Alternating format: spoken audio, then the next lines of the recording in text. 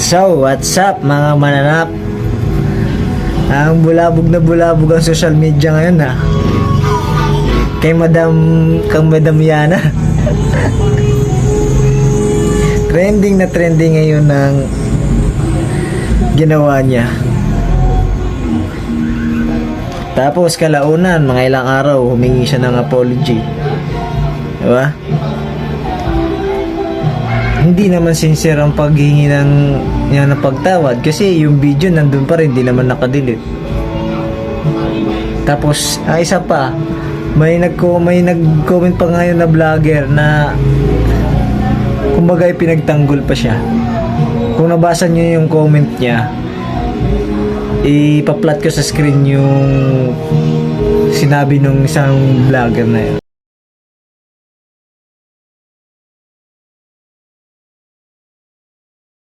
May point din naman siya, pero dapat kung alam na pala ni Ma'am Yana magiging sitwasyon, hindi niya na dapat ginawa. Napanood nyo naman yung video. Ayan, pick up! Sapakin natin! Sapakin natin! Kung paano niya maliitin yung si Kuya driver. Nagkamali siya ng binangga ngayon. Tapos yung nag-post na isang vlogger na baka daw etc. baka kunin yung buhay yung maging kapalit sa sobrang depressed. Dapat noon pa lang naisip na muna niya yun bago niya in-upload. Diba, kung alam niya magiging sitwasyon. May training siya ng road safety training, diba? Ba't gano'n nung pinakita niya? Maling-mali. Tingnan mo yung mga comment doon sa vlogger na nag-post na tigilan na yung pagbabash. Nasa Pilipinas tayo. Sa era na tayo ng Pilipinas. Daming chismosa rito. Ha? Kung binabash man siya na depress na siya sa pagkakamaling ginawa niya, humingi siya ng tawad. Ngayon, pinapatawag siya ng LTO. Harapin niya ngayon kung talagang tanggap niya yung pagkakamali niya. Ha?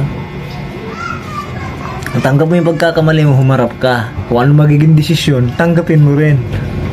Kung i-revoke yung lisensya mo, suspend yung lisensya mo, maluwag mong tatanggapin dahil sa pagkakamaling ginawa mo. Huwag ka nang magiging maangas pa. Kaya nga, sabi na nga ng LTO, ilang beses na nila pinaliwanag, bilyong beses pinapaliwanag na pagkadating sa kalsada, huwag kang mainit ang ulo.